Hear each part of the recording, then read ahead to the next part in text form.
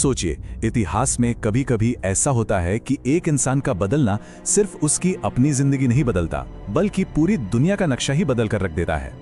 आज हम एक ऐसी ही शख्सियत की कहानी में उतरने वाले हैं। ये जो नंबर आप देख रहे हैं 2 अरब, ये आज दुनिया भर में इस्लाम को मानने वालों की तादाद है।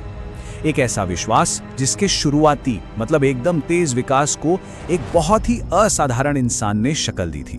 आप जानते हैं, सिर्फ 10 साल के अंदर, सिर्फ एक दशक में उमर ने एक ऐसा साम्राज्य खड़ा कर दिया जो सिकंदर महान से भी बड़ा था। लेकिन यहाँ एक बहुत बड़ा फर्क था, ये साम्राज्य टिका रहा।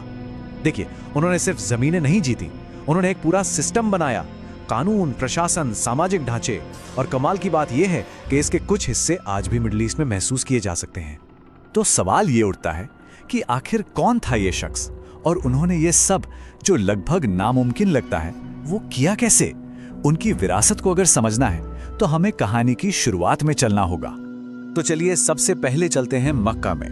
उमर की शख्सियत को समझने के लिए उस जमाने के मक्का को समझना बहुत जरूरी है। देखिए, एक बड़ा पेचीदा कबायली समाज था जहां ताकत और रुतबा कुछ गिने चुने परिवारों के हाथ में था। मक्का पर उस वक्त हुकूमत थी शक्तिशाली कुरैश कबीले की, और ये कबीला भी आप समझिए कई गुटों में बटा हुआ था। हर गुट की एक खास भूमिका थी। कोई धार्मिक मामलों को देखता था, कोई व्यापार को, तो कोई सेना को। लेकिन सबसे दिलचस्प बात क्या है पता है? उमर इनमें से किसी भी टॉप कबीले से नहीं थे। वो एक छोटे, कम असर वाले कबीले से आते थे, और इसी बात ने उनके आगे बढ़ने की कहानी को और भी ज्यादा कमाल का बना दिया। दरअसल उमर की शख्सियत में 2 अलग अलग दुनिया मिलती थी। एक तरफ उनके पिता का कबीला था, बनु अदी। ये लोग डिप्लोमेट और मध्यस्थ थे, मतलब कुरैश के एम्बेसडर। तो वहां से उन्हें मिली कूटनीतिक समझ। और दूसरी तरफ उनकी मां का कबीला, बनु मखजूम, जो मक्का के सबसे खूंखार योद्धा थे। यहीं से उनका वो योद्धा वाला स्वभाव आया। और हाँ, मशहूर जनरल खालिद इब्न वलीद भी इसी कबीले से थे। और सिर्फ स्वभाव ही नहीं, उनका कद भी जबरदस्त था, 6 फुट 6 इंच से भी ज्यादा लंबे। कहते हैं कि वो लोगों के बीच ऐसे लगते थे जैसे ऊंट पर सवार हों। अपनी जवानी में ही वो मक्का के सबसे ताकतवर पहलवानों में गिने जाने लगे, और साथ ही कुरैश के लिए एक बहुत काबिल राजदूत भी बन गए। तो अब कहानी में एक नया मोड़ आता है। जब मक्का में इस्लाम का पैगाम आया तो उमर उसके सबसे बड़े दुश्मनों में से एक थे। वो अपने मामा अबू जहल के साथ मिलकर इस नए विश्वास के खिलाफ पूरी ताकत से खड़े हो गए। और फिर एक दिन उनका गुस्सा और बेचैनी इस हद तक बढ़ गई कि उन्होंने अपनी तलवार उठा ली। उन्होंने फैसला किया कि वो इस नए धर्म को जड़ से ही मिटा देंगे, और उनका इरादा था सीधे पैगंबर मोहम्मद की हत्या करना। लेकिन रास्ते में कुछ ऐसा हुआ जिसकी उन्होंने कल्पना भी नहीं की थी। उन्हें एक दोस्त मिला जो छिपकर मुसलमान हो चुका था। उसने उमर को रोका और कहा, अरे पहले अपने घर की तो खबर लो। उसने बताया कि उमर की अपनी बहन फातिमा और उनके पति भी इस्लाम अपना चुके हैं। ये सुनते ही उमर का गुस्सा 7वें आसमान पर पहुंच गया और उन्होंने अपना रास्ता बदल लिया।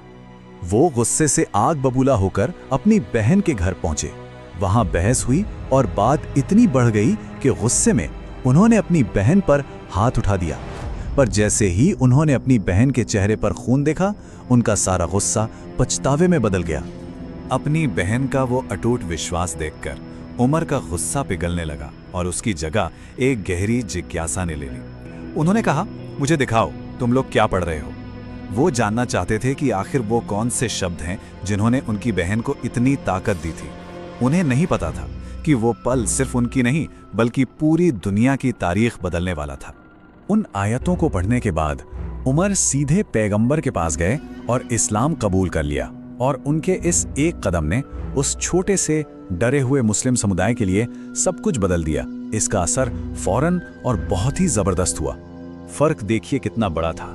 उमर के आने से पहले मुसलमान छिप छिप कर नमाज पढ़ते थे, लेकिन उमर के आने के बाद जब मक्का का सबसे निडर आदमी उनके साथ था तो उस छोटे से समुदाय में हिम्मत आ गई, और पहली बार उन्होंने मक्का के सबसे पवित्र स्थल काबा में सबके सामने खुलेआम नमाज पढ़ी। और अगला पूरा दशक आप कह सकते हैं उनके ईमान का इम्तिहान था। चाहे वो बद्र की लड़ाई में कैदियों को लेकर उनका सख्त रुख हो, या उहुद की जंग में उनकी बहादुरी, हुदैबिया की संधि के मुश्किल वक्त में उनका सवाल करना हो, या तबूक की मुहिम के लिए अपनी आधी दौलत दान कर देना। उमर ने बार बार ये साबित किया कि उनका समर्पण पूरा और अटूट है। आपको याद है बद्र की लड़ाई के कैदियों वाला किस्सा? उनकी राय को बाद में कुरान की आयत से भी समर्थन मिला। बस ऐसे ही साफ और न्याय से भरे फैसलों की वजह से उन्हें एक खास लक़ब मिला, अल फारूक। इसका मतलब है वो जो सही और गलत के बीच साफ साफ फर्क कर दे। फिर वो वक्त आया जब पैगंबर इस दुनिया से चले गए। ये खबर सुनकर उमर को गहरा सदमा लगा, लेकिन उस मुश्किल घड़ी में भी उन्होंने ही समुदाय को संभाला, एक बड़े संकट को टाला और पहले खलीफा यानी उत्तराधिकारी के चुनाव में सबसे अहम भूमिका निभाई।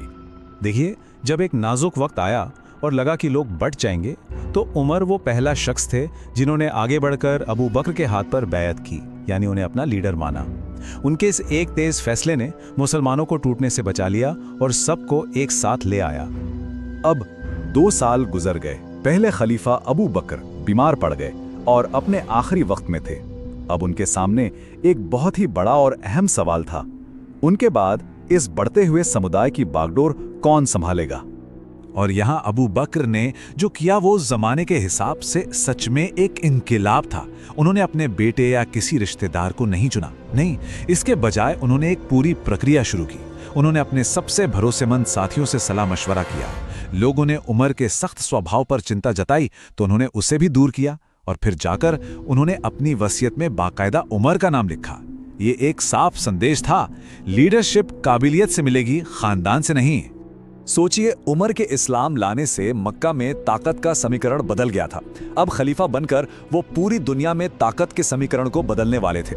उनकी कहानी हमें एक जबरदस्त बात याद दिलाती है कि कैसे एक इंसान का बदलना इतिहास का रुख मोड़ सकता है और एक ऐसी विरासत छोड़ सकता है जो आज भी दुनिया पर अपना असर रखती है।